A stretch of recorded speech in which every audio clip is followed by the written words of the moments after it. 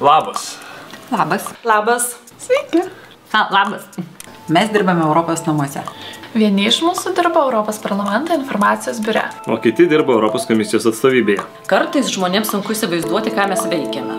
Iš tiesų, ES yra pakankamai sudėtingas padaras. Ne padaras, o darinys. Tikrai sudėtingas dalykas. Iš tiesų. Bet jis sprendžia labai daug klausimų. Klausimų, kurie aktualūs ir jums. Ir visiems mums. Tai plataus masto klausimai. Kurių Lietuva negali išspręsti viena. Bet jų poveikį vienaip ar kitaip mes jaučiame kasdien. Tabako kontrolė. Laisvas asmenų judėjimas. Migracija. Duomenų saugumas. Mokytis užsienyje. Artėja Europos parlamento rinkimai. Jie nulems, kaip šie klausimai bus sprendžiami ateityje. Tarptautinis nusikalstamumas. Jaunimo perspektyvos. Galimybė keliauti ir mokytis užsienį. Tai svarbu. Tai yra svarbu. Tai svarbu. Tai svarbu. Tai labai svarbu. Tai ir jums turėtų būti labai svarbu. Ir jūsų balsas yra labai svarbus. Labai svarbus, kiekvieno balsas.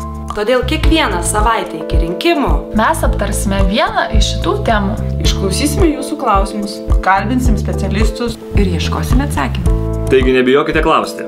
norime žinoti, kas rūpi jums. Taip, norim žinoti. Kas neaišku. Siūlykit. Pasisakykit. Netingėkite. Klauskite.